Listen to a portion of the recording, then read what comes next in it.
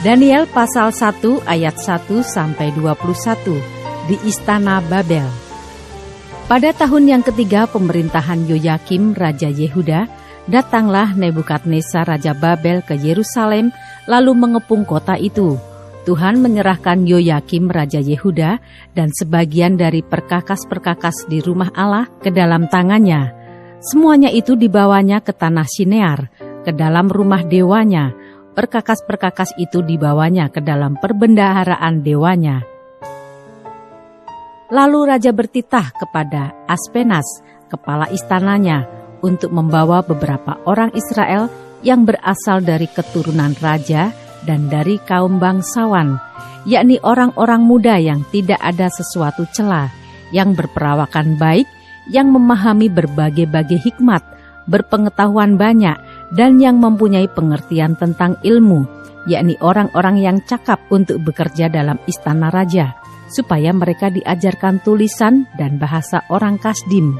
Dan raja menetapkan bagi mereka pelabur setiap hari dari santapan raja dan dari anggur yang biasa diminumnya.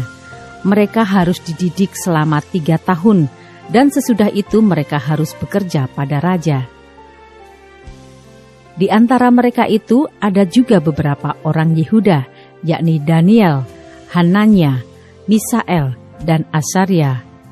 Pemimpin pegawai istana itu memberi nama lain kepada mereka.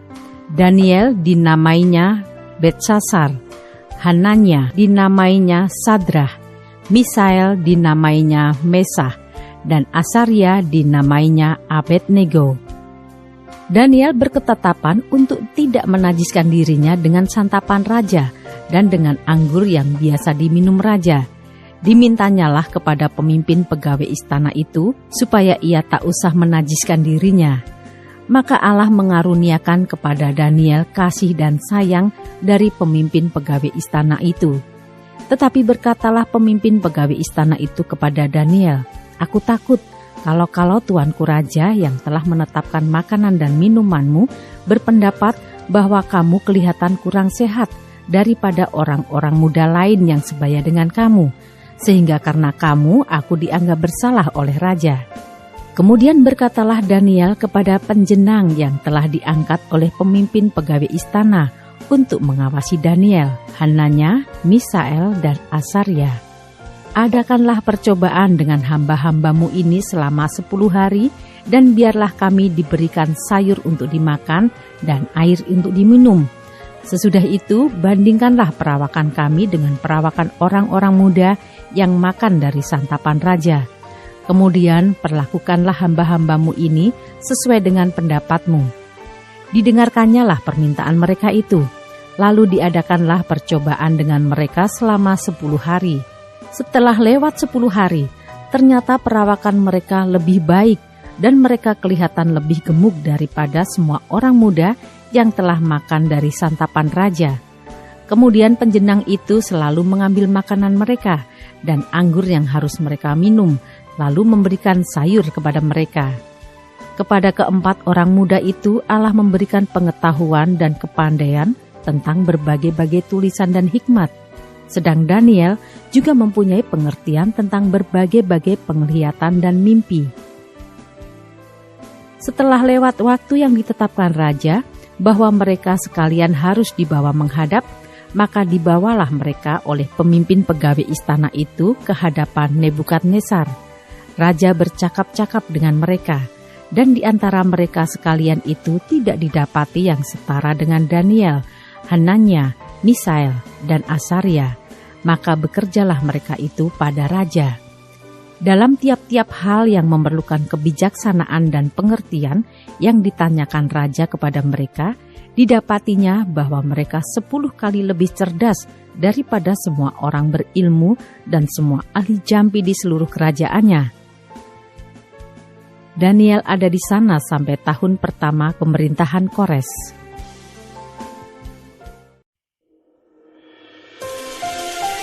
Daniel pasal 2 ayat 1 sampai 49. Mimpi Nebukadnezar. Pada tahun yang kedua pemerintahan Nebukadnezar, bermimpilah Nebukadnezar. Karena itu hatinya gelisah dan ia tidak dapat tidur. Lalu raja menyuruh memanggil orang-orang berilmu, ahli jampi, ahli sihir, dan para kasdim untuk menerangkan kepadanya tentang mimpinya itu. Maka datanglah mereka dan berdiri di hadapan raja. Kata raja kepada mereka, "Aku bermimpi dan hatiku gelisah karena ingin mengetahui mimpi itu."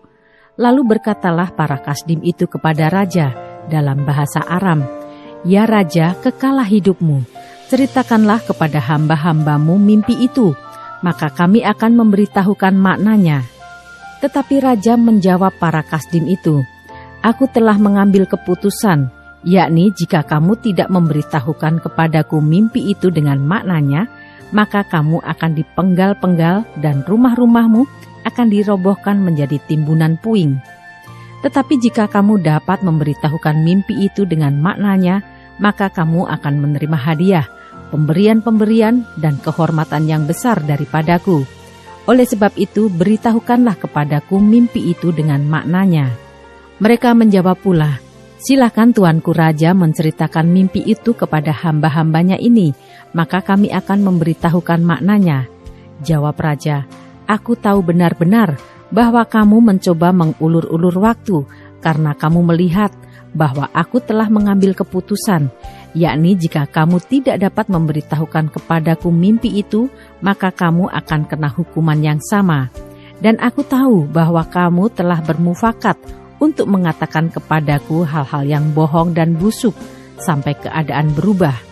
Oleh sebab itu, ceritakanlah kepadaku mimpi itu, supaya aku tahu bahwa kamu dapat memberitahukan maknanya juga kepadaku." Para kasdim itu menjawab raja, "Tidak ada seorang pun di muka bumi yang dapat memberitahukan apa yang diminta tuanku raja, dan tidak pernah seorang raja, bagaimanapun agungnya dan besar kuasanya, telah meminta hal sedemikian dari seorang berilmu atau seorang ahli jampi atau seorang kasdim. Apa yang diminta tuanku raja adalah terlalu berat, dan tidak ada seorang pun yang dapat memberitahukannya kepada tuanku raja, selain dari dewa-dewa yang tidak berdiam di antara manusia." Maka raja menjadi sangat geram dan murka karena hal itu. Lalu dititahkannya lah untuk melenyapkan semua orang bijaksana di Babel. Ketika titah dikeluarkan supaya orang-orang bijaksana dibunuh, maka Daniel dan teman-temannya pun terancam akan dibunuh. Lalu berkatalah Daniel dengan cerdik dan bijaksana kepada Arioh, pemimpin pengawal raja, yang telah pergi untuk membunuh orang-orang bijaksana di Babel itu. Katanya kepada Arioh, pembesar raja itu, "Mengapa titah yang begitu keras ini dikeluarkan oleh raja?" Lalu Arioh memberitahukan hal itu kepada Daniel. Maka Daniel menghadap raja dan meminta kepadanya, supaya ia diberi waktu untuk memberitahukan makna itu kepada raja. Kemudian pulanglah Daniel dan memberitahukan hal itu kepada Hananya, Misael, dan Asaria teman-temannya, dengan maksud supaya mereka memohon kasih sayang kepada Allah semesta langit mengenai rahasia itu, supaya Daniel dan teman-temannya jangan dilenyapkan bersama-sama orang-orang bijaksana yang lain di Babel. Maka rahasia itu disingkapkan kepada Daniel dalam suatu penglihatan malam. Lalu Daniel memuji Allah semesta langit. Berkatalah Daniel, "Terpujilah nama Allah dari selama-lamanya sampai selama-lamanya, sebab daripada Dialah hikmat dan kekuatan. Dia mengubah saat dan waktu. Dia memecat raja dan mengangkat raja. Dia memberi hikmat kepada orang bijaksana dan pengetahuan kepada orang yang berpengertian. Dialah yang menyingkapkan hal-hal yang tidak terduga dan yang tersembunyi. Dia tahu apa yang ada di dalam gelap dan terang ada padanya. Ya Allah nenek moyangku, kupuji dan kumuliakan Engkau, sebab Engkau mengaruniakan kepadaku hikmat dan kekuatan, dan telah memberitahukan kepadaku sekarang apa yang kami mohon kepadamu. Engkau telah memberitahukan kepada kami hal yang dipersoalkan raja." Sebab itu pergilah Daniel kepada Arioh yang telah ditugaskan raja untuk melenyapkan orang-orang bijaksana di Babel. Maka pergilah ia, serta berkata kepadanya, "Demikian, orang-orang bijaksana di Babel itu jangan kau lenyapkan. Bawalah aku menghadap raja, maka aku akan memberitahukan kepada raja makna itu." Aryo segera membawa Daniel menghadap raja, serta berkata kepada raja demikian, "Aku telah mendapat seorang dari antara orang-orang buangan dari Yehuda yang dapat memberitahukan makna itu kepada raja." Bertanyalah raja kepada Daniel yang namanya Beltsasar, "Sanggupkah engkau memberitahukan kepadaku mimpi yang telah kulihat itu dengan maknanya juga?" Daniel menjawab, katanya kepada raja, "Rahasia yang ditanyakan tuanku raja tidaklah dapat diberitahukan kepada raja oleh orang bijaksana, ahli jampi, orang berilmu, atau ahli nujum. Tetapi di surga ada Allah yang menyingkapkan rahasia-rahasia. Ia telah memberitahukan kepada tuanku Raja Nebukadnezar apa yang akan terjadi pada hari-hari yang akan datang. Mimpi dan penglihatan-penglihatan yang tuanku lihat di tempat tidur ialah ini. Sedang tuanku ada di tempat tidur, ya tuanku raja, timbul pada tuanku pikiran-pikiran tentang apa yang akan terjadi di kemudian hari. Dan dia yang menyingkapkan rahasia-rahasia telah memberitahukan kepada tuanku apa yang akan terjadi. Adapun aku, kepadaku telah disingkapkan rahasia itu, bukan karena hikmat yang mungkin ada padaku melebihi hikmat semua orang yang hidup, tetapi supaya maknanya diberitahukan kepada tuanku raja, dan supaya tuanku mengenal pikiran-pikiran tuanku."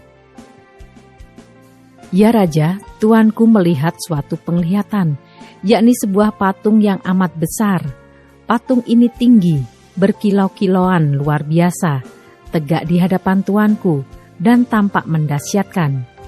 Adapun patung itu kepalanya dari emas tua, dada dan lengannya dari perak, perut dan pinggangnya dari tembaga, sedang pahanya dari besi dengan kakinya sebagian dari besi dan sebagian lagi dari tanah liat. Sementara tuanku melihatnya, terungkit lepas sebuah batu tanpa perbuatan tangan manusia, lalu menimpa patung itu, tepat pada kakinya yang dari besi dan tanah liat itu, sehingga remuk. Maka dengan sekaligus diremukkannya lah juga besi, tanah liat, tembaga, perak dan emas itu, dan semuanya menjadi seperti sekam di tempat pengirikan pada musim panas. Lalu angin menghembuskannya, sehingga tidak ada bekas-bekasnya yang ditemukan. Tetapi batu yang menimpa patung itu menjadi gunung besar yang memenuhi seluruh bumi. Itulah mimpi tuanku, dan sekarang maknanya akan kami katakan kepada tuanku raja. Ya tuanku raja, raja segala raja, yang kepadanya oleh Allah semesta langit telah diberikan kerajaan, kekuasaan, kekuatan, dan kemuliaan, dan yang ke dalam tangannya telah diserahkannya anak-anak manusia, dimanapun mereka berada. Binatang-binatang di padang dan burung-burung di udara, dan yang dibuatnya menjadi kuasa atas semuanya itu. Tuankulah kepala yang dari emas itu. Tetapi sesudah tuanku akan muncul suatu kerajaan lain yang kurang besar dari kerajaan tuanku. Kemudian suatu kerajaan lagi, yakni yang ketiga dari tembaga, yang akan berkuasa atas seluruh bumi. Sesudah itu akan ada suatu kerajaan yang keempat, yang keras seperti besi, tepat seperti besi yang meremukkan dan menghancurkan segala sesuatu, dan seperti besi yang menghancur luluhkan, maka kerajaan ini akan meremukkan dan menghancur luluhkan semuanya. Dan seperti tuanku lihat, kaki dan jari-jarinya sebagian dari tanah liat tukang periuk, dan sebagian lagi dari besi. Itu berarti bahwa kerajaan itu terbagi. Memang kerajaan itu juga keras seperti besi, sesuai dengan yang tuanku lihat, besi itu bercampur dengan tanah liat. Tetapi sebagaimana jari-jari kaki itu, sebagian dari besi dan sebagian lagi dari tanah liat, demikianlah kerajaan itu akan menjadi keras sebagian dan rapuh sebagian. Seperti tuanku lihat, besi bercampur dengan tanah liat. Itu berarti mereka akan bercampur oleh perkawinan, tetapi tidak akan merupakan satu kesatuan, seperti besi tidak dapat bercampur dengan tanah liat. Tetapi pada zaman raja-raja, Allah semesta langit akan mendirikan suatu kerajaan yang tidak akan binasa sampai selama-lamanya, dan kekuasaan tidak akan beralih lagi kepada bangsa lain. Kerajaan itu akan meremukkan segala kerajaan dan menghabisinya, tetapi kerajaan itu sendiri akan tetap untuk selama-lamanya. Tepat seperti yang Tuanku lihat, bahwa tanpa perbuatan tangan manusia, sebuah batu terungkit lepas dari gunung dan meremukkan besi, tembaga, tanah liat, perak dan emas itu. Allah yang Maha Besar telah memberitahukan kepada Tuanku Raja apa yang akan terjadi di kemudian hari. Mimpi itu adalah benar dan maknanya dapat dipercayai. Lalu sujudlah Raja Nebukadnezar serta menyembah Daniel. Juga dititahkannya mempersembahkan korban dan bau-bauan kepadanya. Berkatalah Raja kepada Daniel, "Sesungguhnya lah Allahmu itu Allah yang mengatasi segala Allah dan yang berkuasa atas segala raja dan yang menyingkapkan rahasia-rahasia, sebab engkau telah dapat menyingkapkan rahasia itu." Lalu Raja memuliakan Daniel, dianugerahinya lah dengan banyak pemberian yang besar, dan dibuatnya dia menjadi penguasa atas seluruh wilayah Babel dan menjadi kepala semua orang bijaksana di Babel. Atas permintaan Daniel, Raja menyerahkan pemerintahan wilayah Babel itu kepada Sadrah, Mesah, dan Abednego, sedang Daniel sendiri tinggal di istana raja.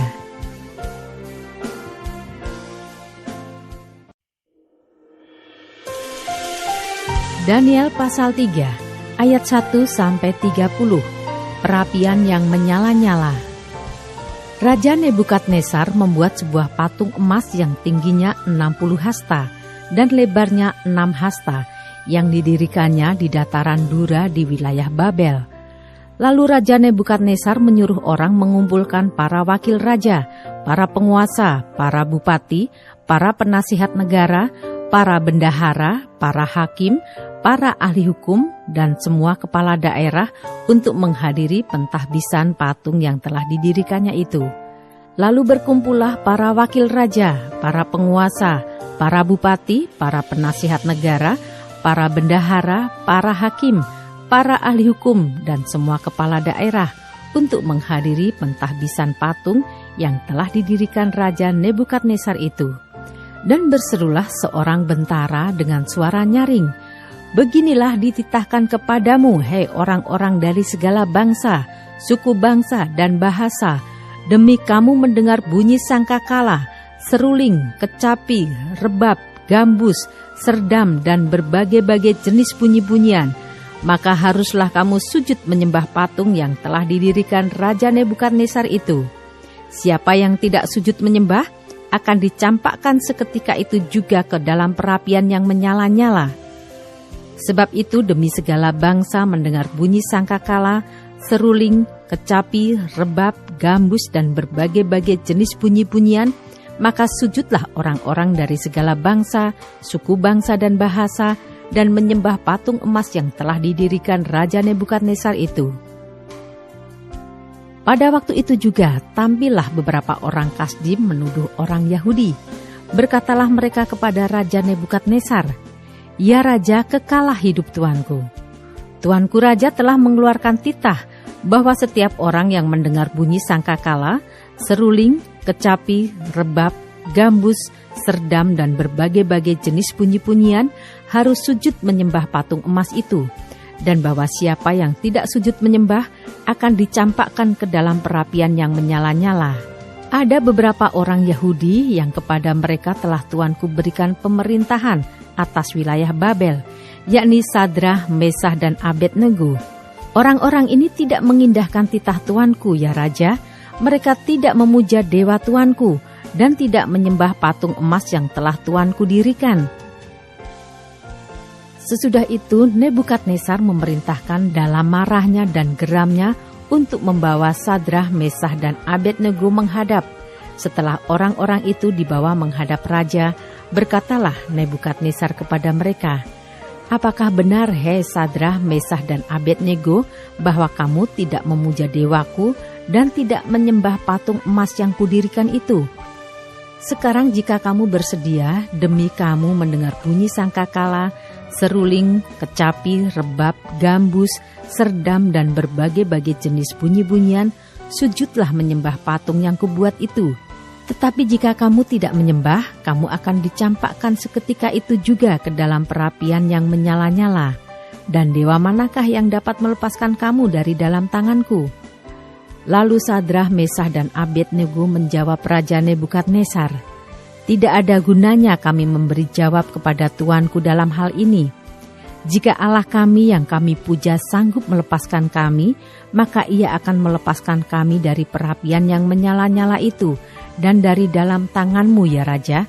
Tetapi seandainya tidak, hendaklah tuanku mengetahui ya Raja, bahwa kami tidak akan memuja dewa tuanku dan tidak akan menyembah patung emas yang tuanku dirikan itu." Maka meluaplah kegeraman Nebukadnezar. Air mukanya berubah terhadap Sadrah, Mesah, dan Abednego. Lalu diperintahkannya supaya perapian itu dibuat 7 kali lebih panas dari yang biasa. Kepada beberapa orang yang sangat kuat dari tentaranya, dititahkannya untuk mengikat Sadrah, Mesah, dan Abednego dan mencampakkan mereka ke dalam perapian yang menyala-nyala itu. Lalu diikatlah ketiga orang itu dengan jubah, celana, topi, dan pakaian-pakaian mereka yang lain, dan dicampakkan ke dalam perapian yang menyala-nyala. Karena titah raja itu keras, dipanaskanlah perapian itu dengan luar biasa, sehingga nyala api itu membakar mati orang-orang yang mengangkat Sadrah, Mesah, dan Abednego itu ke atas. Tetapi ketiga orang itu, yakni Sadrah, Mesah, dan Abednego, jatuh ke dalam perapian yang menyala-nyala itu dengan terikat. Kemudian terkejutlah Raja Nebukadnezar, lalu bangun dengan segera. Berkatalah ia kepada para menterinya, "Bukankah 3 orang yang telah kita campakkan dengan terikat ke dalam api itu?" Jawab mereka kepada raja, "Benar ya Raja." Katanya, "Tetapi ada 4 orang kulihat berjalan-jalan dengan bebas di tengah-tengah api itu. Mereka tidak terluka, dan yang keempat itu rupanya seperti anak dewa." Lalu Nebukadnezar mendekati pintu perapian yang bernyala-nyala itu. Berkatalah ia, "Sadrah, Mesah, dan Abednego, hamba-hamba Allah yang maha tinggi, keluarlah dan datanglah kemari." Lalu keluarlah Sadrah, Mesah, dan Abednego dari api itu. Dan para wakil raja, para penguasa, para bupati, dan para menteri raja datang berkumpul. Mereka melihat bahwa tubuh orang-orang ini tidak mempan oleh api itu, bahwa rambut di kepala mereka tidak hangus, jubah mereka tidak berubah apa-apa, bahkan bau kebakaran pun tidak ada pada mereka. Berkatalah Nebukadnezar, "Terpujilah Allahnya Sadrah, Mesah, dan Abednego. Ia telah mengutus malaikatnya dan melepaskan hamba-hambanya yang telah menaruh percaya kepadanya dan melanggar titah raja, dan yang menyerahkan tubuh mereka karena mereka tidak mau memuja dan menyembah Allah manapun kecuali Allah mereka. Sebab itu aku mengeluarkan perintah bahwa setiap orang dari bangsa, suku bangsa, atau bahasa manapun ia yang mengucapkan penghinaan terhadap Allahnya Sadrah, Mesah, dan Abednego akan dipenggal-penggal, dan rumahnya akan dirobohkan menjadi timbunan puing, karena tidak ada Allah lain yang dapat melepaskan secara demikian itu." Lalu raja memberikan kedudukan tinggi kepada Sadrah, Mesah, dan Abednego di wilayah Babel.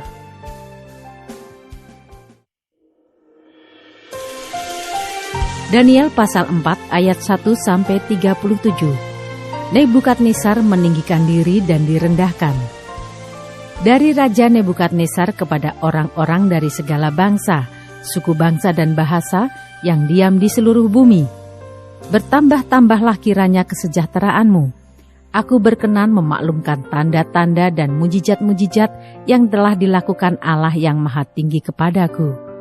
Betapa besarnya tanda-tandanya dan betapa hebatnya mujizat-mujizatnya. Kerajaannya adalah kerajaan yang kekal dan pemerintahannya turun-temurun. Aku Nebukadnezar diam dalam rumahku dengan tenang dan hidup dengan senang dalam istanaku. Lalu aku mendapat mimpi yang mengejutkan aku, dan khayalanku di tempat tidurku, serta penglihatan-penglihatan yang kulihat menggelisahkan aku. Maka aku mengeluarkan titah bahwa semua orang bijaksana di Babel harus dibawa menghadap aku, supaya mereka memberitahukan kepadaku makna mimpi itu. Kemudian orang-orang berilmu, ahli jampi, para kasdim, dan ahli nujum datang menghadap dan aku menceritakan kepada mereka mimpi itu, tetapi mereka tidak dapat memberitahukan maknanya kepadaku. Pada akhirnya Daniel datang menghadap aku, yakni Daniel yang dinamai Beltsatsar menurut nama dewaku, dan yang penuh dengan roh para dewa yang kudus. Lalu kuceritakan kepadanya mimpi itu. Hei Beltsatsar, kepala orang-orang berilmu, aku tahu bahwa engkau penuh dengan roh para dewa yang kudus, dan bahwa tidak ada rahasia yang sukar bagimu. Sebab itu inilah riwayat penglihatan mimpi yang kudapat, maka ceritakanlah kepadaku maknanya. Adapun penglihatan yang kudapat di tempat tidurku itu demikian. Di tengah-tengah bumi ada sebatang pohon yang sangat tinggi.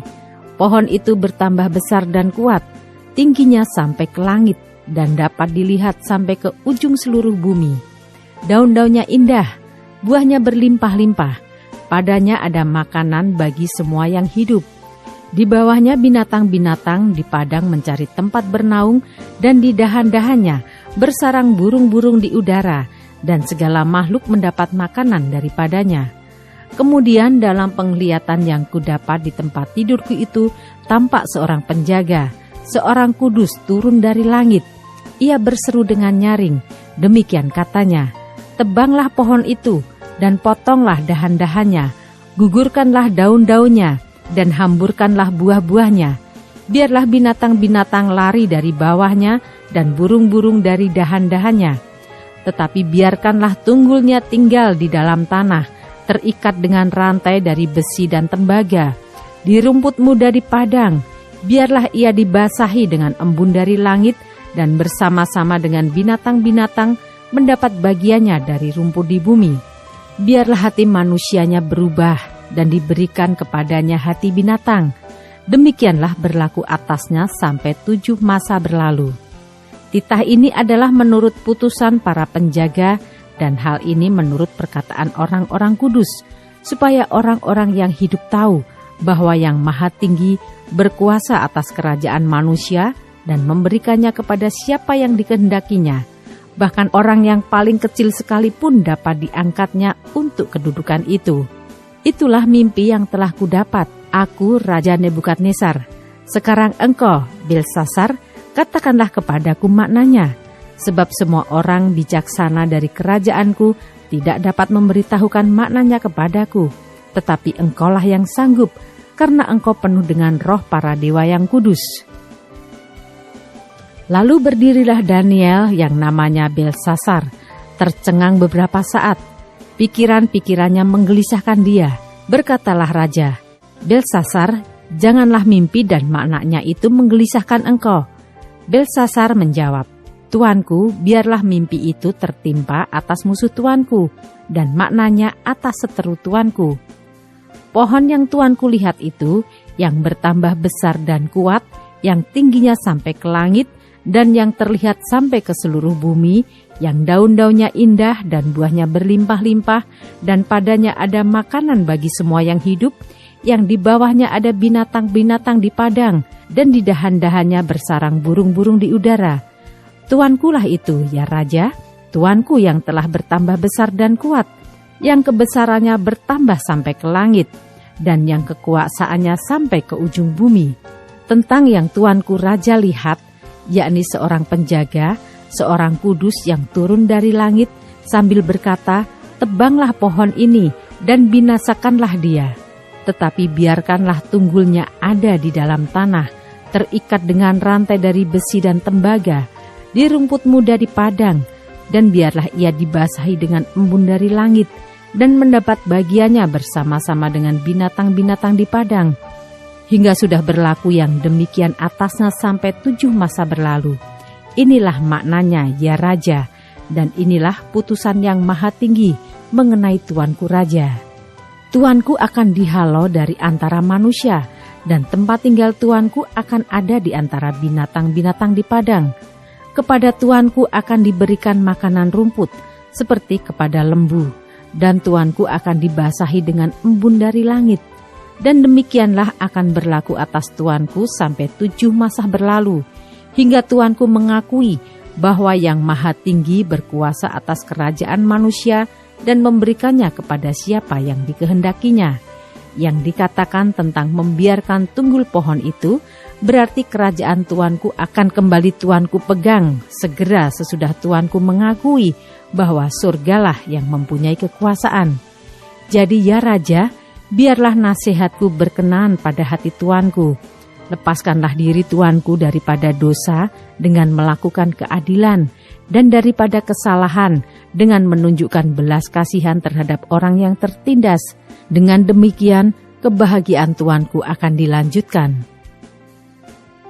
Semuanya itu terjadi atas Raja Nebukadnezar, sebab setelah lewat 12 bulan, ketika ia sedang berjalan-jalan di atas istana raja di Babel, berkatalah raja, "Bukankah itu Babel yang besar itu, yang dengan kekuatan kuasaku dan untuk kemuliaan kebesaranku telah kubangun menjadi kota kerajaan?"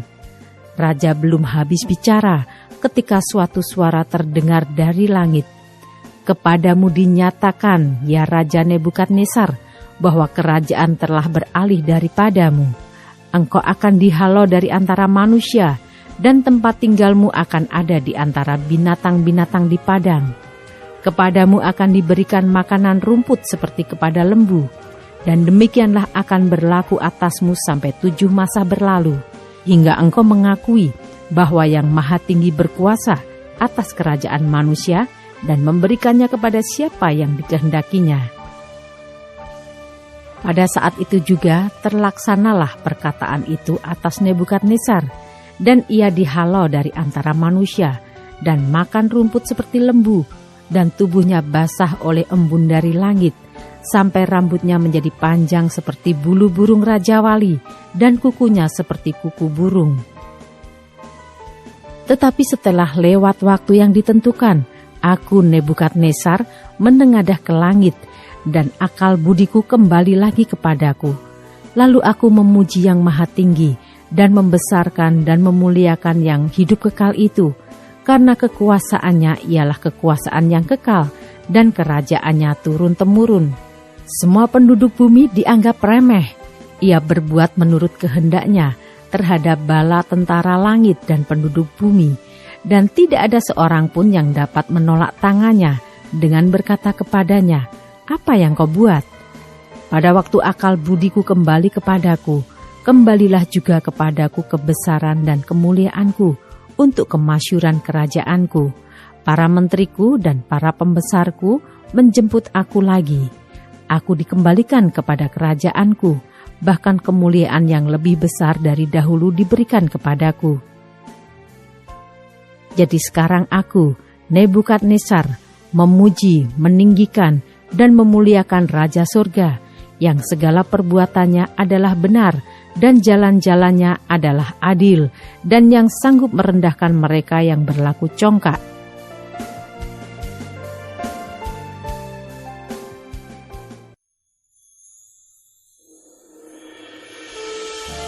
Daniel pasal 5 ayat 1-30, tulisan di dinding.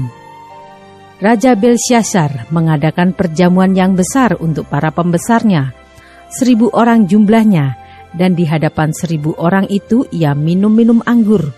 Dalam kemabukan anggur, Belsyazar memerintahkan orang membawa perkakas dari emas dan perak yang telah diambil oleh Nebukadnezar, ayahnya, dari dalam bait suci di Yerusalem, supaya raja dan para pembesarnya, para istri dan para gundik mereka minum dari perkakas itu. Kemudian dibawalah perkakas dari emas dan perak itu yang diambil dari dalam bait suci, rumah Allah di Yerusalem. Lalu raja dan para pembesarnya, para istri dan para gundik mereka minum dari perkakas itu. Mereka minum anggur dan memuji-muji dewa-dewa dari emas dan perak, tembaga, besi, kayu dan batu. Pada waktu itu juga tampaklah jari-jari tangan manusia menulis pada kapur dinding istana raja di depan kaki Dian, dan raja melihat punggung tangan yang sedang menulis itu. Lalu raja menjadi pucat, dan pikiran-pikirannya menggelisahkan dia. Sendi-sendi pangkal pahanya menjadi lemas dan lututnya berantukan. Kemudian berserulah raja dengan keras, supaya para ahli jampi, para kasdim, dan para ahli nujum dibawa menghadap. Berkatalah raja kepada para orang bijaksana di Babel itu, "Setiap orang yang dapat membaca tulisan ini dan dapat memberitahukan maknanya kepadaku, kepadanya akan dikenakan pakaian dari kain ungu dan lehernya akan dikalungkan rantai emas, dan di dalam kerajaanku ia akan mempunyai kekuasaan sebagai orang ketiga." Tetapi semua orang bijaksana dari raja yang telah datang menghadap tidak sanggup membaca tulisan itu dan tidak sanggup memberitahukan maknanya kepada raja. Sesudah itu sangatlah cemas hati Raja Belsyazar, dan ia menjadi pucat, juga para pembesarnya terperanjat. Karena perkataan raja dan para pembesarnya itu, masuklah permaisuri ke dalam ruang perjamuan. Berkatalah ia, "Ya raja, kekallah hidup tuanku. Janganlah pikiran-pikiran tuanku menggelisahkan tuanku, dan janganlah menjadi pucat. Sebab dalam kerajaan tuanku ada seorang yang penuh dengan roh para dewa yang kudus. Dalam zaman ayah tuanku ada terdapat pada orang itu kecerahan, akal budi, dan hikmat yang seperti hikmat para dewa. Ia telah diangkat oleh Raja Nebukadnezar, ayah tuanku, menjadi kepala orang-orang berilmu, para ahli jampi, para kasdim, dan para ahli nujum. Karena pada orang itu terdapat roh yang luar biasa dan pengetahuan dan akal budi, sehingga dapat menerangkan mimpi, menyingkapkan hal-hal yang tersembunyi, dan menguraikan kekusutan, yakni pada Daniel yang dinamai Belsyazar oleh raja. Baiklah, sekarang Daniel dipanggil dan ia akan memberitahukan maknanya. Lalu dibawalah Daniel menghadap raja. Bertanyalah raja kepada Daniel, "Engkaukah Daniel itu, salah seorang buangan yang telah diangkut oleh raja, ayahku dari tanah Yehuda? Telah kudengar tentang engkau, bahwa engkau penuh dengan roh para dewa, dan bahwa padamu terdapat kecerahan, akal budi, dan hikmat yang luar biasa. Kepadaku telah dibawa orang-orang bijaksana, para ahli jampi, supaya mereka membaca tulisan ini dan memberitahukan maknanya kepadaku. Tetapi mereka tidak sanggup mengatakan makna perkataan itu. Tetapi telah kudengar tentang engkau, bahwa engkau dapat memberikan makna dan dapat menguraikan kekusutan. Oleh sebab itu, jika engkau dapat membaca tulisan itu dan dapat memberitahukan maknanya kepadaku, maka kepadamu akan dikenakan pakaian dari kain ungu, dan pada lehermu akan dikalungkan rantai emas. Dan dalam kerajaan ini, engkau akan mempunyai kekuasaan sebagai orang ketiga."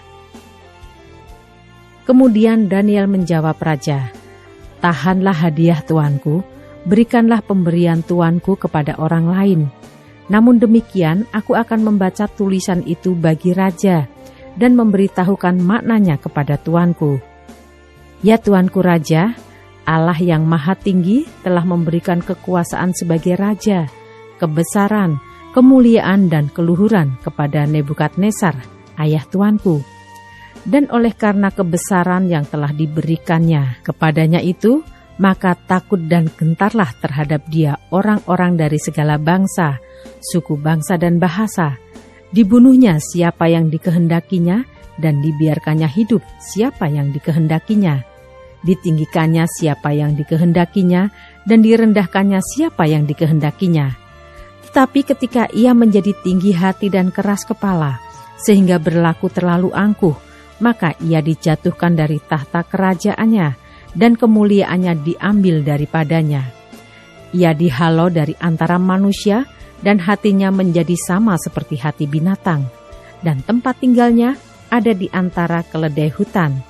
Kepadanya diberikan makanan rumput seperti kepada lembu, dan tubuhnya basah oleh embun dari langit, sampai ia mengakui bahwa Allah yang maha tinggi berkuasa atas kerajaan manusia dan mengangkat siapa yang dikehendakinya untuk kedudukan itu. Tetapi tuanku Belsyazar anaknya tidak merendahkan diri, walaupun tuanku mengetahui semuanya ini. Tuanku meninggikan diri terhadap yang berkuasa di sorga. Perkakas dari baitnya dibawa orang kepada tuanku. Lalu tuanku serta para pembesar tuanku, para istri dan para gundik tuanku telah minum anggur dari perkakas itu. Tuanku telah memuji-muji dewa-dewa dari perak dan emas, dari tembaga, besi, kayu dan batu, yang tidak dapat melihat atau mendengar atau mengetahui. Dan tidak tuanku muliakan Allah, yang menggenggam nafas tuanku dan menentukan segala jalan tuanku. Sebab itu ia menyuruh punggung tangan itu dan dituliskanlah tulisan ini. Maka inilah tulisan yang tertulis itu. Mene-mene tekel ufarsin. Dan inilah makna perkataan itu. Mene, masa pemerintahan tuanku dihitung oleh Allah dan telah diakhiri. Tekel, tuanku ditimbang dengan neraca dan didapati terlalu ringan. Peres, kerajaan tuanku dipecah dan diberikan kepada orang Media dan Persia. Lalu atas titah Belsyazar dikenakanlah kepada Daniel pakaian dari kain ungu, dan pada lehernya dikalungkan rantai emas, dan dimaklumkanlah tentang dia bahwa di dalam kerajaan ia akan mempunyai kekuasaan sebagai orang ketiga. Pada malam itu juga terbunuhlah Belsyazar, raja orang Kasdim itu.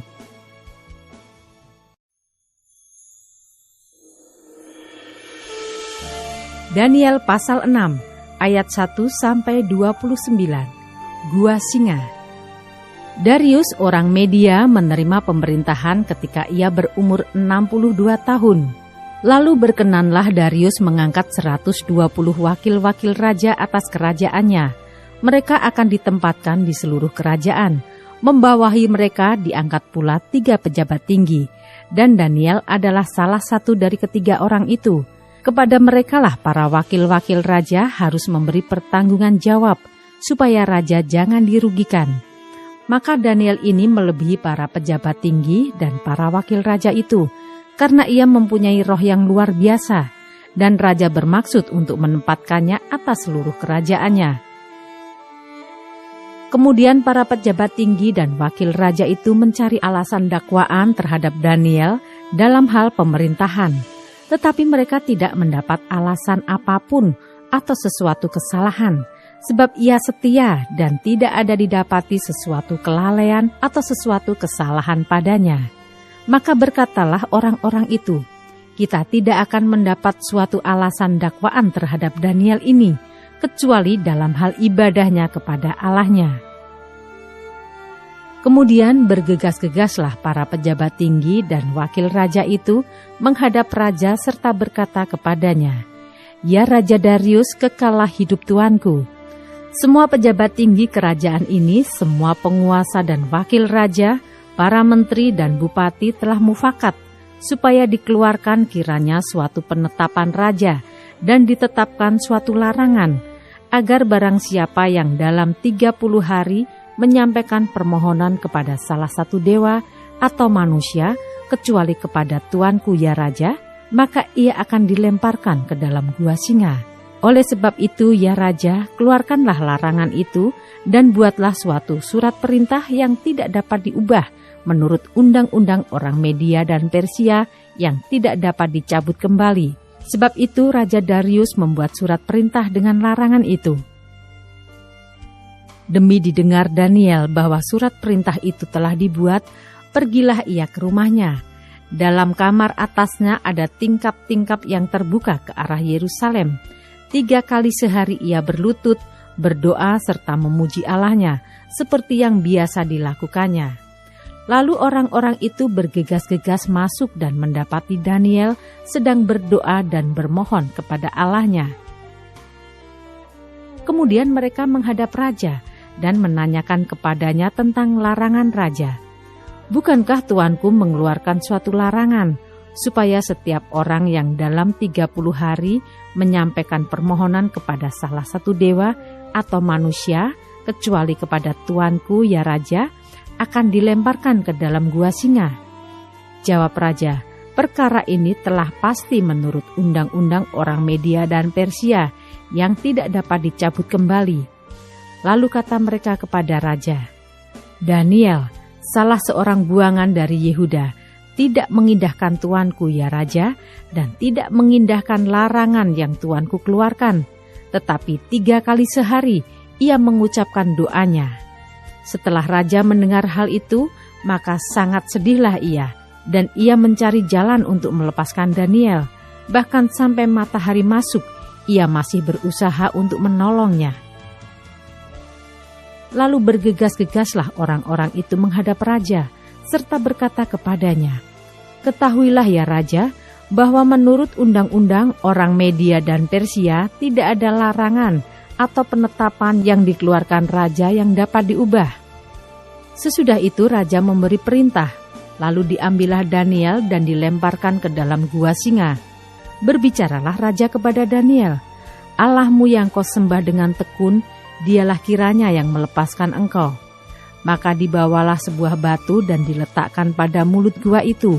Lalu Raja mencap itu dengan cincin meterainya dan dengan cincin meterai para pembesarnya, supaya dalam hal Daniel tidak dibuat perubahan apa-apa. Lalu pergilah Raja ke istananya dan berpuasalah ia semalam-malaman itu. Ia tidak menyuruh datang penghibur-penghibur dan ia tidak dapat tidur. Pagi-pagi sekali ketika fajar menyingsing, bangunlah Raja dan pergi dengan buru-buru ke gua singa. Dan ketika ia sampai dekat gua itu, berserulah ia kepada Daniel dengan suara yang sayu. Berkatalah ia kepada Daniel, "Daniel, hamba Allah yang hidup, Allahmu yang kau sembah dengan tekun, telah sanggupkah ia melepaskan engkau dari singa-singa itu?" Lalu kata Daniel kepada Raja, "Ya Raja, kekalah hidupmu.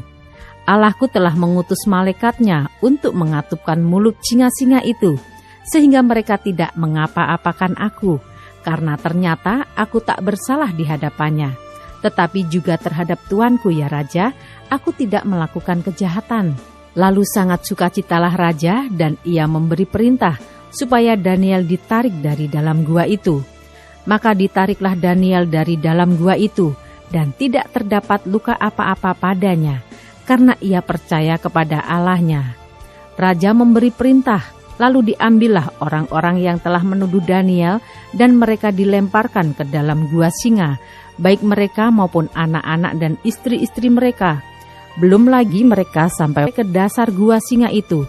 Singa-singa itu telah menerkam mereka, bahkan meremukkan tulang-tulang mereka. Kemudian Raja Darius mengirim surat kepada orang-orang dari segala bangsa, suku bangsa dan bahasa yang mendiami seluruh bumi. Bunyinya, "Bertambah-tambahlah kiranya kesejahteraanmu. Bersama ini kuberikan perintah bahwa di seluruh kerajaan yang kukuasai, orang harus takut dan gentar kepada Allahnya Daniel, sebab dialah Allah yang hidup, yang kekal untuk selama-lamanya. Pemerintahannya tidak akan binasa dan kekuasaannya tidak akan berakhir. Dia melepaskan dan menolong dan mengadakan tanda dan mujizat di langit dan di bumi. Dia yang telah melepaskan Daniel dari cengkraman singa-singa." Dan Daniel ini mempunyai kedudukan tinggi pada zaman pemerintahan Darius dan pada zaman pemerintahan Kores, orang Persia itu.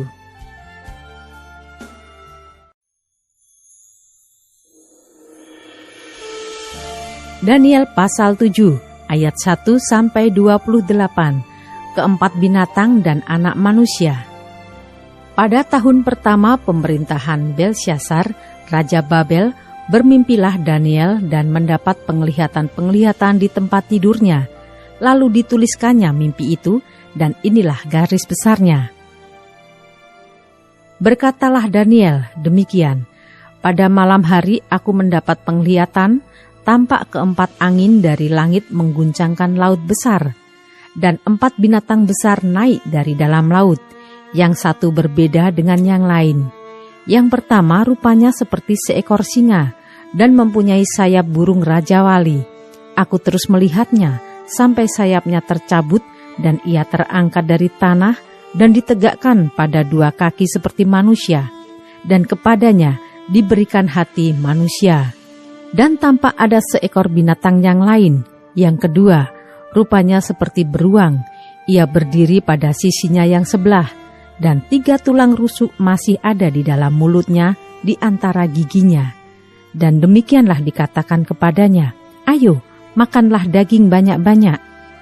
Kemudian aku melihat, tampak seekor binatang yang lain, rupanya seperti macan tutul. Ada 4 sayap burung pada punggungnya. Lagi pula binatang itu berkepala 4, dan kepadanya diberikan kekuasaan. Kemudian aku melihat dalam penglihatan malam itu, tampak seekor binatang yang keempat, yang menakutkan dan mendahsyatkan, dan ia sangat kuat. Ia bergigi besar dari besi, ia melahap dan meremukkan, dan sisanya diinjak-injaknya dengan kakinya. Ia berbeda dengan segala binatang yang terdahulu, lagi pula ia bertanduk 10. Sementara aku memperhatikan tanduk-tanduk itu, tampak tumbuh di antaranya suatu tanduk lain yang kecil, sehingga 3 dari tanduk-tanduk yang dahulu itu tercabut. Dan pada tanduk itu tampak ada mata, seperti mata manusia, dan mulut yang menyombong. Sementara aku terus melihat, tahta-tahta diletakkan, lalu duduklah yang lanjut usianya. Pakaiannya putih seperti salju, dan rambutnya bersih seperti bulu domba. Kursinya dari nyala api, dengan roda-rodanya dari api yang berkobar-kobar. Suatu sungai api timbul dan mengalir dari hadapannya. 1000 kali beribu-ribu melayani dia, dan selaksa kali berlaksa-laksa berdiri di hadapannya. Lalu duduklah majelis pengadilan dan dibukalah kitab-kitab. Aku terus melihatnya, karena perkataan sombong yang diucapkan tanduk itu. Aku terus melihatnya, sampai binatang itu dibunuh, tubuhnya dibinasakan, dan diserahkan ke dalam api yang membakar. Juga kekuasaan binatang-binatang yang lain dicabut, dan jangka hidup mereka ditentukan sampai pada waktu dan saatnya.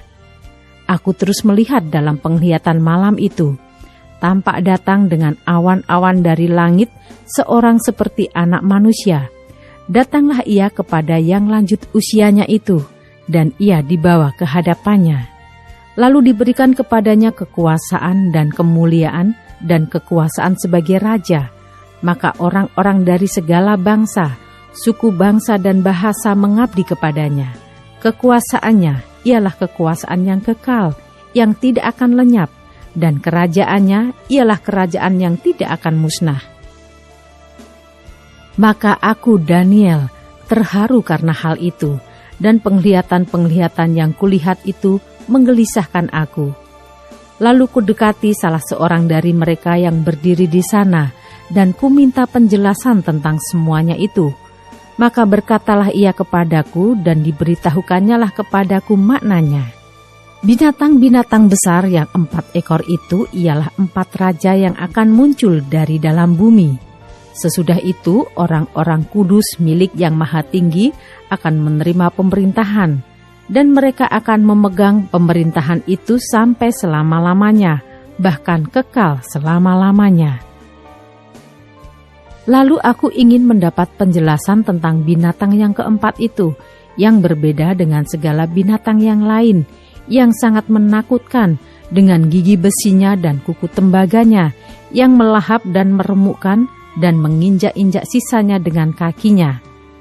Dan tentang ke-10 tanduk yang ada pada kepalanya, dan tentang tanduk yang lain, yakni tanduk yang mempunyai mata dan yang mempunyai mulut yang menyombong, yang tumbuh sehingga patahlah 3 tanduk, dan yang lebih besar rupanya dari tanduk-tanduk yang lain. Dan aku melihat tanduk itu berperang melawan orang-orang kudus dan mengalahkan mereka, sampai yang lanjut usianya itu datang, dan keadilan diberikan kepada orang-orang kudus milik Yang Maha Tinggi, dan waktunya datang orang-orang kudus itu memegang pemerintahan. Maka demikianlah katanya, binatang yang keempat itu ialah kerajaan yang keempat yang akan ada di bumi, yang akan berbeda dengan segala kerajaan, dan akan menelan seluruh bumi, menginjak-injaknya dan meremukkannya. Ke-10 tanduk itu ialah ke-10 raja yang muncul dari kerajaan itu. Sesudah mereka akan muncul seorang raja. Dia berbeda dengan raja-raja yang dahulu, dan akan merendahkan 3 raja. Ia akan mengucapkan perkataan yang menentang Yang Maha Tinggi dan akan menganiaya orang-orang kudus milik Yang Maha Tinggi. Ia berusaha untuk mengubah waktu dan hukum, dan mereka akan diserahkan ke dalam tangannya selama 1 masa dan 2 masa dan setengah masa. Lalu majelis pengadilan akan duduk, dan kekuasaan akan dicabut daripadanya untuk dimusnahkan dan dihancurkan sampai lenyap. Maka pemerintahan, kekuasaan, dan kebesaran dari kerajaan-kerajaan di bawah semesta langit akan diberikan kepada orang-orang kudus, umat Yang Maha Tinggi. Pemerintahan mereka adalah pemerintahan yang kekal, dan segala kekuasaan akan mengabdi dan patuh kepada mereka. Sekianlah berita itu. Adapun aku, Daniel, pikiran-pikiranku sangat menggelisahkan aku, sehingga aku menjadi pucat, dan aku menyimpan hal itu dalam ingatanku.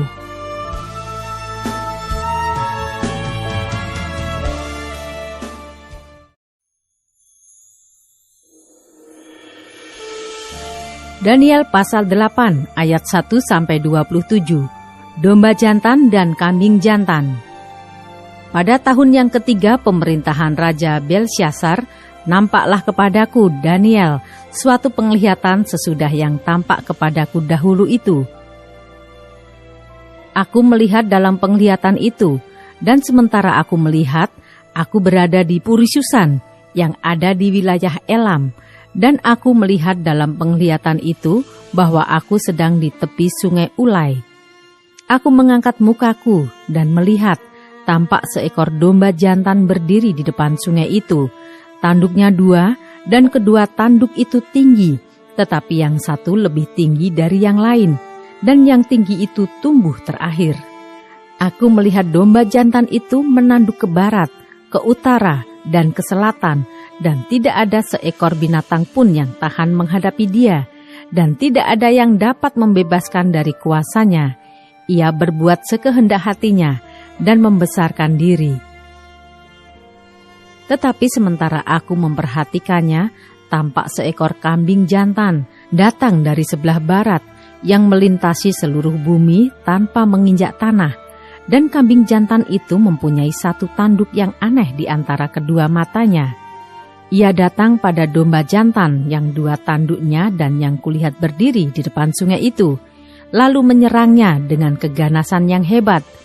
Aku melihatnya mendekati domba jantan itu. Ia menggeram, lalu di tanduknya domba jantan itu dipatahkannya kedua tanduknya, dan domba jantan itu tidak berdaya untuk tahan menghadapi dia. Dihempaskannya dia ke bumi, diinjak-injaknya, dan tidak ada yang melepaskan domba jantan itu dari kuasanya. Kambing jantan itu sangat membesarkan dirinya, tetapi ketika ia sampai pada puncak kuasanya, patahlah tanduk yang besar itu, lalu pada tempatnya tumbuh 4 tanduk yang aneh, sejajar dengan ke-4 mata angin yang dari langit. Maka dari salah satu tanduk itu muncul suatu tanduk kecil yang menjadi sangat besar ke arah selatan, ke arah timur, dan ke arah tanah permai. Ia menjadi besar, bahkan sampai kepada bala tentara langit, dan dari bala tentara itu, dari bintang-bintang, dijatuhkannya beberapa ke bumi dan diinjak-injaknya. Bahkan terhadap panglima bala tentara itu pun ia membesarkan dirinya, dan daripadanya diambilnya korban persembahan sehari-hari, dan tempatnya yang kudus dirobohkannya. Suatu kebaktian diadakan secara fasik menggantikan korban sehari-hari. Kebenaran dihempaskannya ke bumi, dan apapun yang dibuatnya semuanya berhasil. Kemudian kudengar seorang kudus berbicara, dan seorang kudus lain berkata kepada yang berbicara itu, "Sampai berapa lama berlaku penglihatan ini, yakni korban sehari-hari dan kefasikan yang membinasakan, tempat kudus yang diserahkan dan bala tentara yang diinjak-injak?" Maka ia menjawab, "Sampai lewat 2300 petang dan pagi, lalu tempat kudus itu akan dipulihkan dalam keadaan yang wajar." Sedang aku, Daniel, melihat penglihatan itu dan berusaha memahaminya, maka tampaklah seorang berdiri di depanku yang rupanya seperti seorang laki-laki. Dan aku mendengar dari tengah sungai Ulai itu suara manusia yang berseru, "Gabriel, buatlah orang ini memahami penglihatan itu." Lalu datanglah ia ke tempat aku berdiri, dan ketika ia datang, terkejutlah aku dan jatuh tertelungkup. Lalu ia berkata kepadaku, "Pahamilah anak manusia, bahwa penglihatan itu mengenai akhir masa." Sementara ia berbicara dengan aku, jatuh pingsanlah aku tertelungkup ke tanah, tetapi ia menyentuh aku dan membuat aku berdiri kembali. Lalu berkatalah ia, "Kuberitahukan kepadamu apa yang akan terjadi pada akhir murka ini, sebab hal itu mengenai akhir zaman. Domba jantan yang kau lihat itu dengan kedua tanduknya ialah raja-raja orang Media dan Persia, dan kambing jantan yang berbulu kesat itu ialah raja negeri Yunani, dan tanduk besar yang di antara kedua matanya itu ialah raja yang pertama. Dan bahwa tanduk itu patah dan pada tempatnya itu muncul 4 buah, berarti 4 kerajaan akan muncul dari bangsa itu, tetapi tidak sekuat yang terdahulu. Dan pada akhir kerajaan mereka, apabila orang-orang fasik telah penuh kejahatannya, maka akan muncul seorang raja dengan muka yang garang dan yang pandai menipu.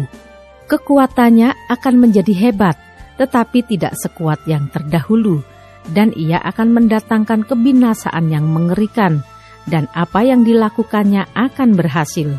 Orang-orang berkuasa akan dibinasakannya, juga umat orang kudus. Dan oleh karena akalnya, penipuan yang dilakukannya akan berhasil, ia akan membesarkan dirinya dalam hatinya, dan dengan tak disangka-sangka banyak orang akan dibinasakannya. Juga ia akan bangkit melawan raja segala raja, tetapi tanpa perbuatan tangan manusia, ia akan dihancurkan. Adapun penglihatan tentang petang dan pagi itu, apa yang dikatakan tentang itu adalah benar. Tetapi engkau sembunyikanlah penglihatan itu, sebab hal itu mengenai masa depan yang masih jauh. Maka aku, Daniel, lelah dan jatuh sakit beberapa hari lamanya. Kemudian bangunlah aku dan melakukan pula urusan raja. Dan aku tercengang-cengang tentang penglihatan itu, tetapi tidak memahaminya.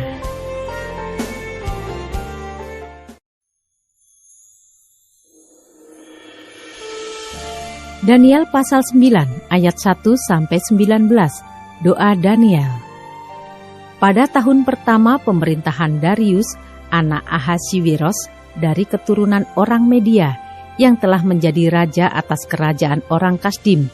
Pada tahun pertama kerajaannya itu, aku Daniel memperhatikan dalam kumpulan kitab jumlah tahun yang menurut firman Tuhan kepada Nabi Yeremia akan berlaku atas timbunan puing Yerusalem, yakni 70 tahun. Lalu aku mengarahkan mukaku kepada Tuhan Allah untuk berdoa dan bermohon, sambil berpuasa dan mengenakan kain kabung serta abu. Maka aku memohon kepada Tuhan Allahku dan mengaku dosaku, demikian. Ah Tuhan Allah yang maha besar dan dahsyat, yang memegang perjanjian dan kasih setia terhadap mereka yang mengasihi Engkau, serta berpegang pada perintah-Mu, kami telah berbuat dosa dan salah, kami telah berlaku fasik dan telah memberontak, kami telah menyimpang dari perintah dan peraturan-Mu, dan kami tidak taat kepada hamba-hamba-Mu para nabi, yang telah berbicara atas nama-Mu, kepada raja-raja kami, kepada pemimpin-pemimpin kami, kepada bapa-bapa kami, dan kepada segenap rakyat negeri. Ya Tuhan, Engkaulah yang benar, tetapi patutlah kami malu seperti pada hari ini. Kami orang-orang Yehuda, penduduk kota Yerusalem, dan segenap orang Israel, mereka yang dekat dan mereka yang jauh, di segala negeri kemana Engkau telah membuang mereka, oleh karena mereka berlaku murtad terhadap Engkau. Ya Tuhan, kami, raja-raja kami, pemimpin-pemimpin kami, dan bapa-bapa kami patutlah malu, sebab kami telah berbuat dosa terhadap Engkau. Pada Tuhan Allah kami ada kesayangan dan keampunan, walaupun kami telah memberontak terhadap Dia. dan tidak mendengarkan suara Tuhan Allah kami, yang menyuruh kami hidup menurut hukum yang telah diberikannya kepada kami dengan perantaraan para nabi, hamba-hambanya. Segenap orang Israel telah melanggar hukum-Mu dan menyimpang karena tidak mendengarkan suara-Mu. Sebab itu telah dicurahkan ke atas kami kutuk dan sumpah yang tertulis dalam kitab Taurat Musa, hamba Allah itu, sebab kami telah berbuat dosa terhadap Dia. Dan telah ditetapkannya firman-Nya yang diucapkannya terhadap kami dan terhadap orang-orang yang telah memerintah kami, yakni bahwa akan didatangkannya kepada kami malapetaka yang besar yang belum pernah terjadi di bawah semesta langit seperti di Yerusalem. Seperti yang tertulis dalam kitab Taurat Musa, segala malapetaka ini telah menimpa kami, dan kami tidak memohon belas kasihan Tuhan Allah kami dengan berbalik dari segala kesalahan kami dan memperhatikan kebenaran yang daripada-Mu. Sebab itu Tuhan bersiap dengan malapetaka itu dan mendatangkannya kepada kami, karena Tuhan Allah kami adalah adil dalam segala perbuatan yang dilakukannya, tetapi kami tidak mendengarkan suara-Nya. Oleh sebab itu ya Tuhan Allah kami, yang telah membawa umat-Mu keluar dari tanah Mesir dengan tangan yang kuat dan memasyurkan nama-Mu, seperti pada hari ini kami telah berbuat dosa, kami telah berlaku fasik. Ya Tuhan, sesuai dengan belas kasihan-Mu, biarlah kiranya murka dan amarah-Mu berlalu dari Yerusalem, kota-Mu, gunung-Mu yang kudus, sebab oleh karena dosa kami dan oleh karena kesalahan nenek moyang kami, maka Yerusalem dan umat-Mu telah menjadi celah bagi semua orang yang di sekeliling kami. Oleh sebab itu, dengarkanlah ya Allah kami doa hamba-Mu ini dan permohonannya, dan sinarilah tempat kudus-Mu yang telah musnah ini dengan wajah-Mu demi Tuhan sendiri. Ya Allahku, arahkanlah telinga-Mu dan dengarlah, bukalah mata-Mu dan lihatlah kebinasaan kami dan kota yang disebut dengan nama-Mu, sebab kami menyampaikan doa permohonan kami ke hadapan-Mu, bukan berdasarkan jasa-jasa kami, tetapi berdasarkan kasih sayang-Mu yang berlimpah-limpah. Ya Tuhan, dengarlah. Ya Tuhan, ampunilah. Ya Tuhan, perhatikanlah dan bertindaklah dengan tidak bertangguh, oleh karena Engkau sendiri, Allahku, sebab kota-Mu dan umat-Mu disebut dengan nama-Mu. Ayat 20-27, 70 kali 7 masa.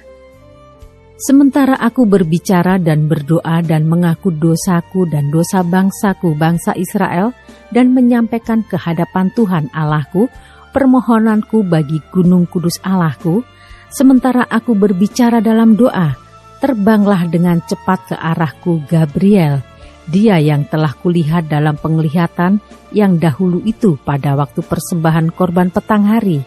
Lalu ia mengajari aku dan berbicara dengan aku, Daniel, sekarang aku datang untuk memberi akal budi kepadamu untuk mengerti. Ketika engkau mulai menyampaikan permohonan, keluarlah suatu firman, maka aku datang untuk memberitahukannya kepadamu, sebab engkau sangat dikasihi. Jadi camkanlah firman itu dan perhatikanlah penglihatan itu. 70 kali 7 masa telah ditetapkan atas bangsamu dan atas kotamu yang kudus untuk melenyapkan kefasikan, untuk mengakhiri dosa, untuk menghapuskan kesalahan, untuk mendatangkan keadilan yang kekal, untuk menggenapkan penglihatan dan nabi, dan untuk mengurapi yang maha kudus. Maka ketahuilah dan pahamilah dari saat firman itu keluar, yakni bahwa Yerusalem akan dipulihkan dan dibangun kembali sampai pada kedatangan seorang yang diurapi, seorang raja, ada 7 kali 7 masa, dan 62 kali 7 masa lamanya, kota itu akan dibangun kembali dengan tanah lapang dan paritnya, tetapi di tengah-tengah kesulitan. Sesudah ke-62 kali 7 masa itu akan disingkirkan seorang yang telah diurapi, padahal tidak ada salahnya apa-apa. Maka datanglah rakyat, Seorang raja memusnahkan kota dan tempat kudus itu, tetapi raja itu akan menemui ajalnya dalam air bah, dan sampai pada akhir zaman akan ada peperangan dan pemusnahan seperti yang telah ditetapkan. Raja itu akan membuat perjanjian itu menjadi berat bagi banyak orang selama 1 kali 7 masa. Pada pertengahan 7 masa itu, ia akan menghentikan korban sembelihan dan korban santapan, dan di atas sayap kekejian akan datang yang membinasakan, sampai pemusnahan yang telah ditetapkan menimpa yang membinasakan itu.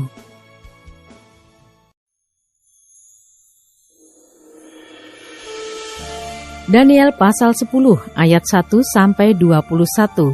Penglihatan Daniel di tepi sungai Tigris. Pada tahun ketiga pemerintahan Kores, raja orang Persia, suatu firman dinyatakan kepada Daniel yang diberi nama Belshazzar.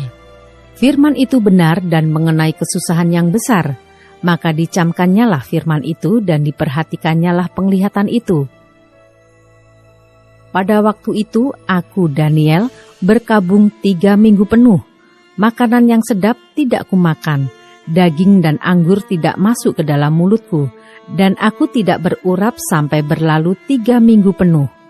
Pada hari ke-24 bulan pertama, ketika aku ada di tepi sungai besar, yakni sungai Tigris, kuangkat mukaku, lalu kulihat, tampak seorang yang berpakaian kain lenan dan berikat pinggang emas dari Ufas.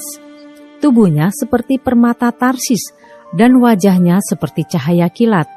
Matanya seperti suluh yang menyala-nyala. Lengan dan kakinya seperti kilau tembaga yang digilap. Dan suara ucapannya seperti gaduh orang banyak. Hanya aku, Daniel, melihat penglihatan itu, tetapi orang-orang yang bersama-sama dengan aku tidak melihatnya. Tetapi mereka ditimpa oleh ketakutan yang besar, sehingga mereka lari bersembunyi. Demikianlah aku tinggal seorang diri. Ketika aku melihat penglihatan yang besar itu, hilanglah kekuatanku. Aku menjadi pucat sama sekali, dan tidak ada lagi kekuatan padaku. Lalu kudengar suara ucapannya, dan ketika aku mendengar suara ucapannya itu, jatuh pingsanlah aku tertelungkup dengan mukaku ke tanah. Tetapi ada suatu tangan menyentuh aku dan membuat aku bangun sambil bertumpu pada lutut dan tanganku. Katanya kepadaku, Daniel, engkau orang yang dikasihi, camkanlah firman yang kukatakan kepadamu, dan berdirilah pada kakimu, sebab sekarang aku diutus kepadamu. Ketika hal ini dikatakannya kepadaku, berdirilah aku dengan gemetar. Lalu katanya kepadaku, janganlah takut, Daniel, sebab telah didengarkan perkataanmu sejak hari pertama. Engkau berniat untuk mendapat pengertian dan untuk merendahkan dirimu di hadapan Allahmu, dan aku datang oleh karena perkataanmu itu. Pemimpin kerajaan orang Persia berdiri 21 hari lamanya menentang aku, tetapi kemudian Mikael, salah seorang dari pemimpin-pemimpin terkemuka, datang menolong aku, dan aku meninggalkan dia di sana berhadapan dengan raja-raja orang Persia. Lalu aku datang untuk membuat engkau mengerti apa yang akan terjadi pada bangsamu pada hari-hari yang terakhir, sebab penglihatan ini juga mengenai hari-hari itu. Ketika dikatakannya hal ini kepadaku, kutundukkan mukaku ke tanah dan aku terkeluh. Tetapi sesuatu yang menyerupai manusia menyentuh bibirku, lalu kubuka mulutku dan mulai berbicara. Kataku kepada yang berdiri di depanku itu, Tuanku, oleh sebab penglihatan itu aku ditimpa kesakitan dan tidak ada lagi kekuatan padaku. Masakan aku, hamba Tuanku ini dapat berbicara dengan Tuanku?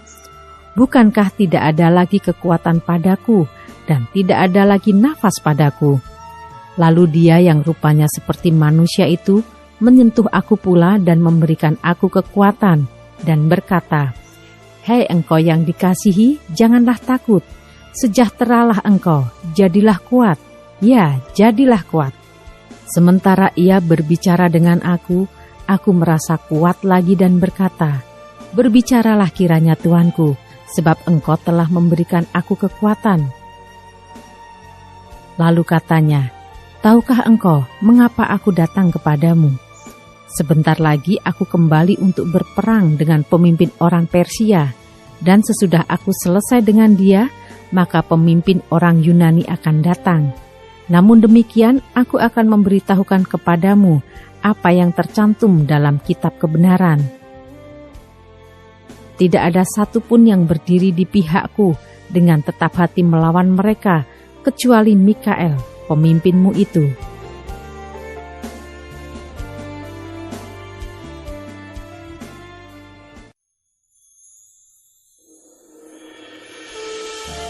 Daniel pasal 11 ayat 1. Seperti dahulu aku juga mendampinginya untuk menguatkan dan menyokongnya, yakni pada tahun pertama pemerintahan Darius, orang Media itu.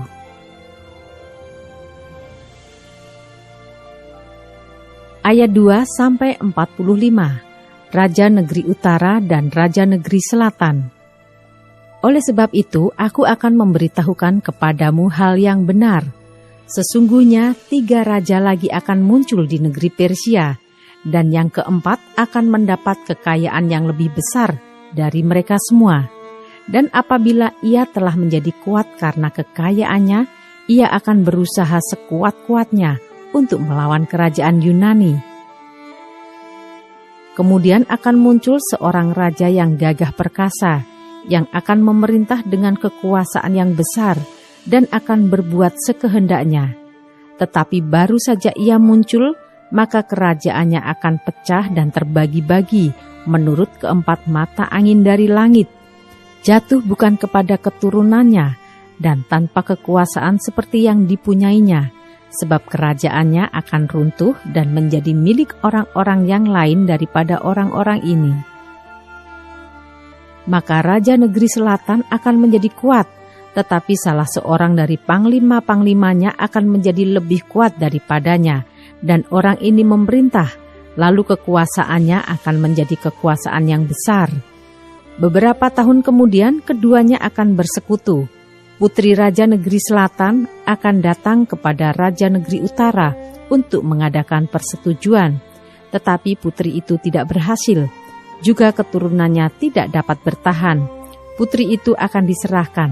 Demikian pula orang-orang yang mengantarnya, anak yang dilahirkannya dan orang yang mengawininya. Dan pada waktu itu akan tumbuh suatu tunas yang seakar dengan putri itu menggantikan orang itu. Dan orang ini akan bergerak maju melawan tentara Raja Negeri Utara dan memasuki kota bentengnya, dan ia akan bertindak terhadap mereka dan ia akan berkuasa.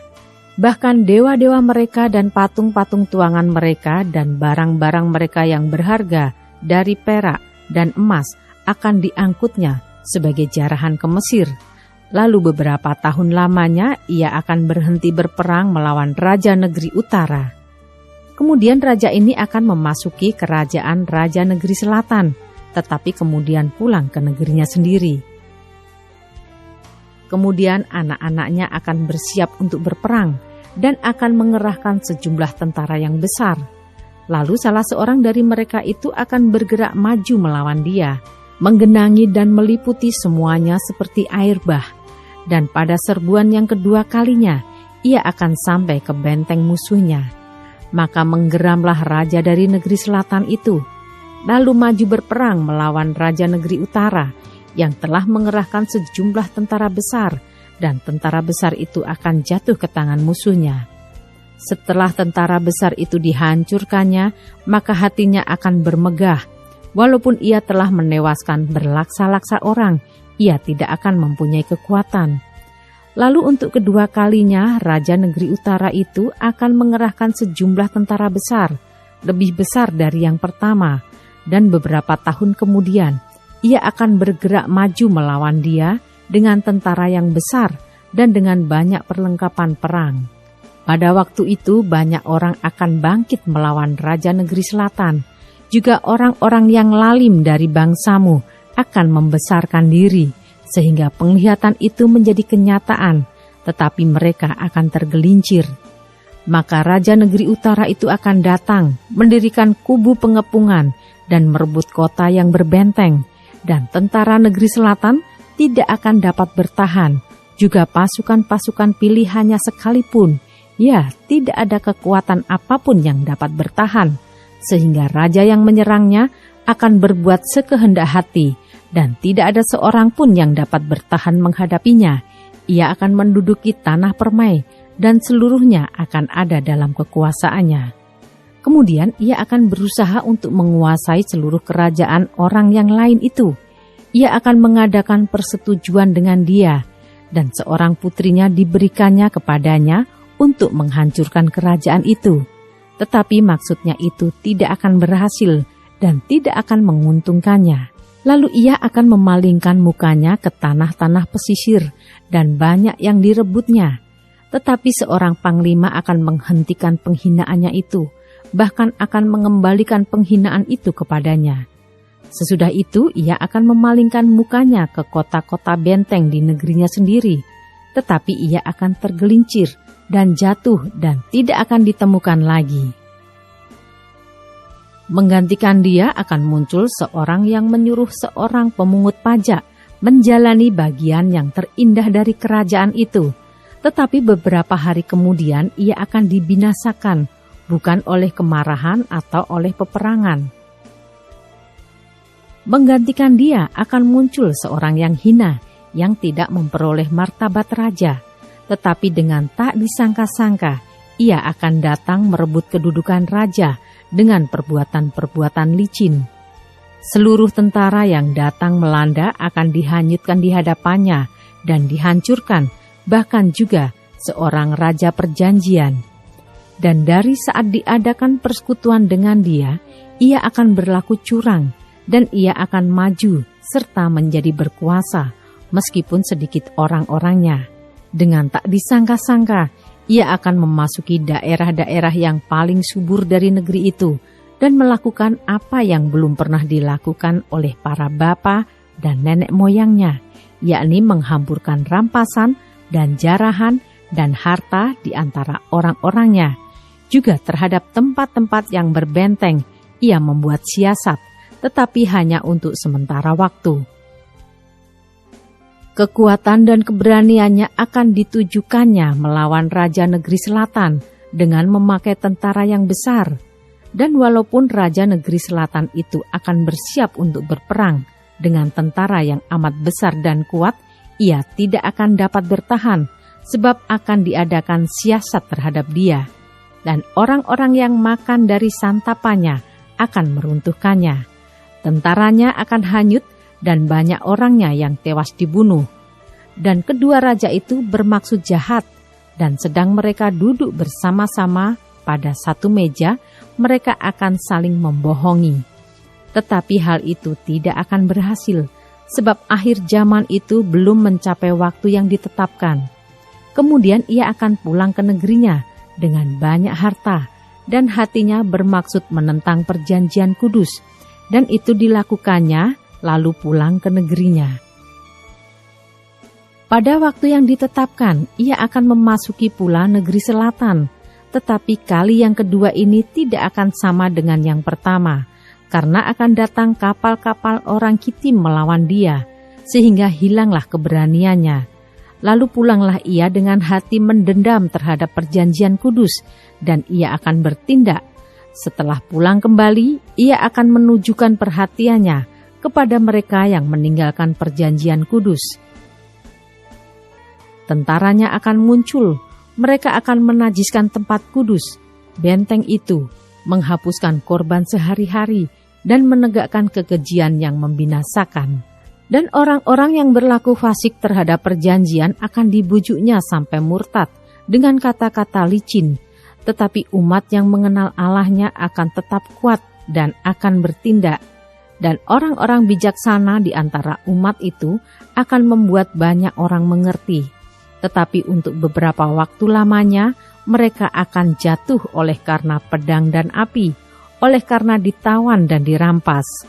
Sementara jatuh, mereka akan mendapat pertolongan sedikit, dan banyak orang akan menggabungkan diri kepada mereka secara berpura-pura. Sebagian dari orang-orang bijaksana itu akan jatuh, supaya dengan demikian diadakan pengujian penyaringan dan pemurnian di antara mereka sampai pada akhir zaman, sebab akhir zaman itu belum mencapai waktu yang telah ditetapkan. Raja itu akan berbuat sekehendak hati.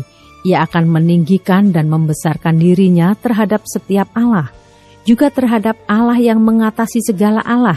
Ia akan mengucapkan kata-kata yang tak senonoh sama sekali, dan ia akan beruntung sampai akhir murka itu, sebab apa yang telah ditetapkan akan terjadi. Juga para Allah nenek moyangnya tidak akan diindahkannya, baik pujaan orang-orang perempuan maupun Allah manapun juga tidak akan diindahkannya, sebab terhadap semuanya itu ia akan membesarkan diri.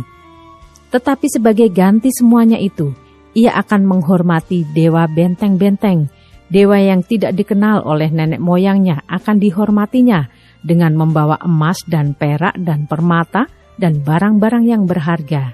Dan ia akan bertindak terhadap benteng-benteng yang diperkuat dengan pertolongan dewa asing itu. Siapa yang mengakui dewa ini akan dilimpahi kehormatan. Ia akan membuat mereka menjadi berkuasa atas banyak orang, dan kepada mereka akan dibagikannya tanah sebagai upah. Tetapi pada akhir zaman, Raja Negeri Selatan akan berperang dengan dia, dan Raja Negeri Utara itu akan menyerbunya dengan kereta dan orang-orang berkuda dan dengan banyak kapal, dan ia akan memasuki negeri-negeri dan menggenangi dan meliputi semuanya seperti air bah. Juga tanah permai akan dimasukinya, dan banyak orang akan jatuh, tetapi dari tangannya akan terluput tanah Edom, tanah Moab, dan bagian yang penting dari Bani Amon. Ia akan menjangkau negeri-negeri, dan negeri Mesir tidak akan terluput. Ia akan menguasai harta benda, emas dan perak, dan segala barang berharga negeri Mesir, dan orang Libya serta orang Etiopia akan mengikuti dia. Tetapi kabar-kabar dari sebelah timur dan dari sebelah utara akan mengejutkan hatinya, sehingga ia akan keluar dengan kegeraman yang besar untuk memusnahkan dan membinasakan banyak orang. Ia akan mendirikan kemah kebesarannya di antara laut dan gunung permai yang kudus itu. Tetapi kemudian ia akan menemui ajalnya, dan tidak ada seorang pun yang menolongnya.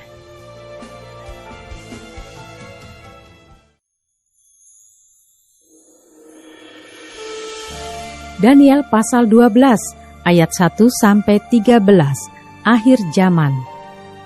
Pada waktu itu juga akan muncul Mikael, pemimpin besar itu, yang akan mendampingi anak-anak bangsamu, dan akan ada suatu waktu kesesakan yang besar, seperti yang belum pernah terjadi sejak ada bangsa-bangsa sampai pada waktu itu. Tetapi pada waktu itu bangsamu akan terluput, yakni barang siapa yang didapati namanya tertulis dalam kitab itu. Dan banyak dari antara orang-orang yang telah tidur di dalam debu tanah akan bangun, sebagian untuk mendapat hidup yang kekal, sebagian untuk mengalami kehinaan dan kengerian yang kekal. Dan orang-orang bijaksana akan bercahaya seperti cahaya cakrawala, dan yang telah menuntun banyak orang kepada kebenaran seperti bintang-bintang, tetap untuk selama-lamanya. Tetapi engkau Daniel, sembunyikanlah segala firman itu, dan meteraikanlah kitab itu sampai pada akhir zaman. Banyak orang akan menyelidikinya, dan pengetahuan akan bertambah. Kemudian aku Daniel melihat, maka tampaklah berdiri dua orang lain, seorang di tepi sungai sebelah sini, dan yang lain di tepi sungai yang sebelah sana. Dan yang seorang bertanya kepada yang berpakaian kain lenan yang ada di sebelah atas air sungai itu, bilakah hal-hal yang ajaib ini akan berakhir? Lalu kudengar orang yang berpakaian kain lenan yang ada di sebelah atas air sungai itu bersumpah demi Dia yang hidup kekal, sambil mengangkat tangan kanan dan tangan kirinya ke langit. 1 masa dan 2 masa dan setengah masa, dan setelah berakhir kuasa perusak bangsa yang kudus itu, maka segala hal ini akan digenapi. Adapun aku, memang kudengar hal itu, tetapi tidak memahaminya. Lalu kutanya, Tuanku, apakah akhir segala hal ini?" Tetapi ia menjawab, "Pergilah Daniel, sebab firman ini akan tinggal tersembunyi dan termeterai sampai akhir zaman. Banyak orang akan disucikan dan dimurnikan dan diuji, tetapi orang-orang fasik akan berlaku fasik. Tidak seorang pun dari orang fasik itu akan memahaminya, tetapi orang-orang bijaksana akan memahaminya. Sejak dihentikan korban sehari-hari dan ditegakkan dewa-dewa kekejian yang membinasakan itu, ada 1290 hari. Berbahagialah orang yang tetap menanti-nanti dan mencapai 1335 hari. Tetapi engkau, pergilah sampai tiba akhir zaman, dan engkau akan beristirahat dan akan bangkit untuk mendapat bagianmu pada kesudahan zaman."